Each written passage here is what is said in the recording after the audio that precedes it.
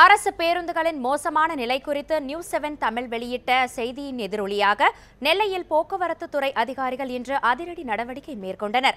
இதையடுத்து பயணிக்க தகுதியில்லாத 6 பேருந்துகளை அதிகாரிகள் பணிமனைக்கு திருப்பி அனுப்பினர்.